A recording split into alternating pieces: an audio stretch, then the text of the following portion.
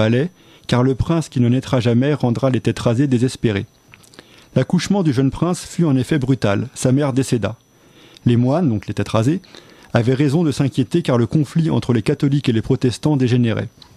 Alors les gens du peuple prendront les armes, et la méchanceté de femme causera beaucoup de mal. Fierté mortelle d'eau, différent détestable d'eau. Frère pour regarder la vie des autres, mais l'ambition est tellement mortelle. Le griffon féroce perdra sa tête. Peu après la mort du lion, de par une douce cruauté, une dame vertueuse alors mourra. Pour être augmentée vers le haut tellement de haut, sa mort causera une grande joie à une personne qui nuira beaucoup au royaume. La population lassée du chaos finit par prendre les armes. Les prix montèrent, Henri VI mourut à 16 ans. La mère Shipton prédit sa propre mort pour l'année 1561. Elle laissera de nombreuses prophéties. La mort de la reine, le couronnement de James VI en 1603, des guerres, la grande peste de 1665, l'incendie de Londres en 1666. Elle prédit aussi « Il y aura des voitures sans chevaux et le monde connaîtra la plaie des accidents. Les pensées feront le tour du monde en un clin d'œil. » Téléphone et télévision. Et Internet. Les hommes marcheront au-dessus des fleuves et sous les fleuves, le flair flottera sur l'eau. Donc ça, c'est les bateaux et les sous-marins. Sur une mer déchaînée et venteuse, un noble voguera qui ne manquera pas de trouver un pays nouveau et merveilleux, d'où il rapportera une herbe et une racine. Sir Walter Raleigh qui ouvrit le nouveau monde au commerce britannique et le tabac et la pomme de terre pour l'herbe et la racine. Voilà, donc ça c'était la mère Shipton. Elle n'a rien prévu pour maintenant. C'est les prédictions où elle dit il y aura des voitures sans chevaux et le monde connaîtra la plaie des accidents. C'était donc au XVIe siècle. Voilà. Mais alors c'est quand même un peu toutes ces écrits, c'est quand même un peu c'est codé quoi. Oui, beaucoup de prophètes, que ce soit Nostradamus, Mère Shipton, etc., écrivent toujours de manière un petit peu codée, cachée, enfin... Ok, donc ça c'était pour la Mère Shipton. Ouais, ça c'est la Mère Shipton, voilà. Donc, parce qu'en fait, comme dans mon livre, je parle beaucoup des prophéties sur 2012, etc., j'ai abordé le thème de la Mère Shipton, qui est peu connu du grand public et pourtant qui a annoncé des choses à son époque, voilà. Alors, qu'est-ce que tu avais d'autre dans ton livre ? J'ai beaucoup de choses, mais je voulais peut-être répondre à la personne qui avait laissé le message sur le webbot tout à l'heure, pour parler rapidement du webbot. D'accord. Alors, pour les gens qui connaissent pas, donc c'est un projet qui a commencé en 1997, dont le but était de prédire les cours de bourse.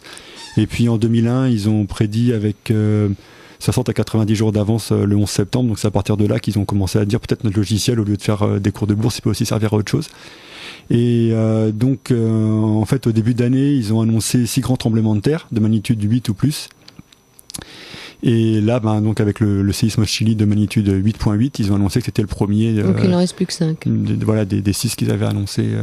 Et le prochain rapport devrait donc sortir aux alentours du 21 mars 2010. Et donc là, c'était hier, j'ai eu donc le responsable informatique Webbot par email, et donc il m'a dit qu'il était en train de compiler tout ça, préparer, voilà. Donc prochain rapport très bientôt. Okay, ce que tu nous avais dit à l'émission précédente, c'est qu'à partir du 7 juillet 2010, il se passerait ça commencerait vraiment à bouger, quoi. Oui, en fait le projet Webbot annonce régulièrement des dates importantes. Et la prochaine date importante, c'est aux alentours du 7 juillet 2010, principalement centré quand même sur les États-Unis. D'accord, donc la France, on est tranquille ? Je sais pas. Enfin, il parle de temps en temps de la France, mais pas trop quand même. Mais la prochaine grosse prédiction Webbot entre guillemets, c'est aux alentours du 7 juillet 2010 vers les États-Unis. Vers la Californie. Voilà. États-Unis d'une manière générale. Je pense que peut-être il y a beaucoup en ce moment de gens qui parlent d'une future révolution américaine, etc. À cause des problèmes économiques qu'ils connaissent en ce moment. Oui, parce que ça, on ne montre pas bien. tout. On ne montre pas tout. Je crois que là-bas, ça va très mal, non ? Oui, il y a quand même des gros problèmes financiers aux États-Unis en ce moment. Oui. Alors sur la chute du dollar, c'est-à-dire est-ce que le dollar va se remonter ? Est-ce que l'euro va s'écrouler ? Qu'est-ce que vous en dites de tout ça ? Alors oui, en 2009, il y avait un thème récurrent dans les rapports Webbot qui était la mort du dollar. Ouais, c'était le dollar death, comme en anglais. Donc la mort du dollar.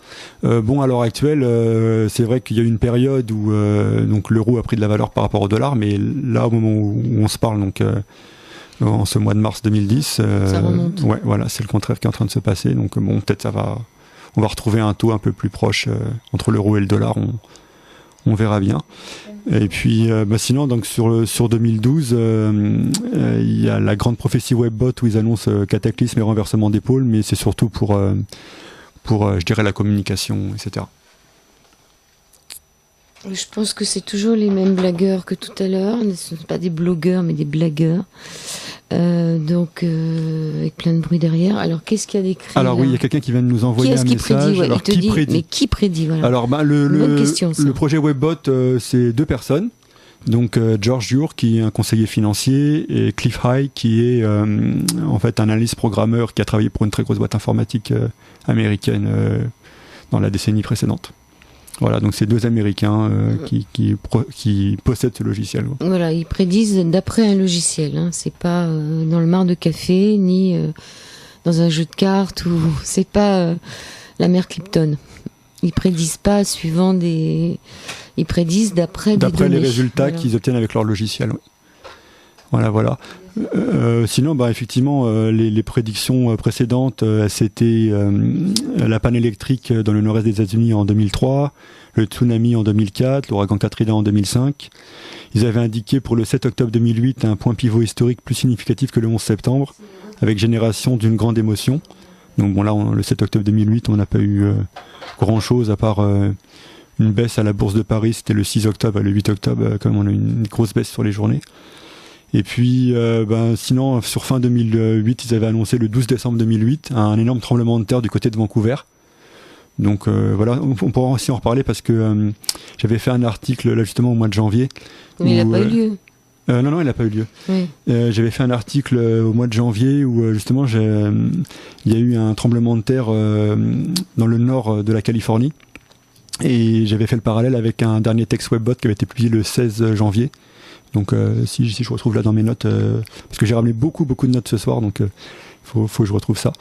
Et voilà, et puis sinon, effectivement, la dernière date qui est passée, c'était le 25 octobre 2009, où ils avaient annoncé le début d'une catastrophe, donc soit liée à H1N1, soit à l'effondrement du dollar, ou soit une attaque israélienne sur l'Iran. D'ailleurs, l'attaque israélienne sur l'Iran, ça rejoint les propos de Bill Ryan du projet Camelot. Oui, mais ça, faudrait éviter de... Puisque, bon... Faut pas écrire ça sur des blogs, hein, parce que voilà, on reste en paix. Il y a encore une question pour toi. Il fonctionne comment ce logiciel? Alors c'est un logiciel qui a été écrit en C, donc en langage C en informatique. Et C, c'est un langage. C'est un langage informatique. C'est un des plus vieux langages d'ailleurs. Et donc en fait, il envoie ce qu'on appelle des spiders, hein, donc des robots logiciels sur Internet. Et il capte 300 000 mots-clés de ce qu'il appelle le contexte émotionnel. Alors attends, quand tu dis 300 000 mots-clés, c'est dans une langue ou c'est dans toutes les langues? Dans toutes les langues. Voilà, c'est 300 000 mots-clés sur la totalité. C'est-à-dire qu'il doit y avoir beaucoup moins de mots-clés, mais comme c'est traduit en plein de langues, ça en fait 300 000, c'est bien ce que j'ai compris. 300 000 en tout, voilà. Voilà. Il faut quand même dire les choses, parce que 300 000 mots-clés sur une seule langue, c'est pratiquement... c'est beaucoup quand même. Voilà, très exactement, il a été écrit en C, Perl et Prolog, voilà, et analyse les changements de langage. Voilà, ça c'est très l'officiel, quoi. Voilà, et le but est d'obtenir un résumé de l'inconscient collectif et par la même occasion une vision de l'avenir. Ça c'est le discours officiel des responsables Webbot. Et pour 2012, donc c'est ce que j'ai dit à peu près sur les médias sur lesquels je suis passé pour l'instant. Ils annoncent énergie venant de l'espace. Voilà, pour le 21 décembre 2012. Donc d'après mes travaux, je pense que c'est un rapport avec ce qu'on appelle le sunspot. En fait, c'est que simplement sur fin 2011 et 2012, l'activité du soleil sera plus intense. Donc il y a des gens qui ont peur que ça perturbe les télécommunications et tout ça. Voilà. Mais en même temps, on dit que le soleil il est moins fort aussi. Souvent, on dit qu'en ce moment, le soleil il éclairerait moins. Alors il y a les deux. Et en fait, il y a des cycles, c'est un cycle de 11,2 ans, et donc tous les 11,2 ans, on arrive dans une période où le soleil est plus intense, et donc le prochain cycle, c'est sur fin 2011-2012, quoi. Voilà. C'est vrai qu'il y a des gens, surtout aux États-Unis, qui ont peur qu'il y ait une éruption solaire et que ça envoie de l'énergie jusqu'à la Terre et que ça perturbe tous les satellites, les télécommunications, etc. Et d'ailleurs, il y a quelqu'un qui s'appelle Patrick Guéril. C'est une personne qui a écrit un livre sur 2012 qui a un énorme succès à l'heure actuelle, qui est The Orion Prophecy. Donc Patrick Guéril, à la base, est un Belge. D'ailleurs, c'est ce qui m'a vraiment étonné quand j'ai entendu parler de lui. Donc c'est un livre en français? Alors il est belge, alors je pense qu'il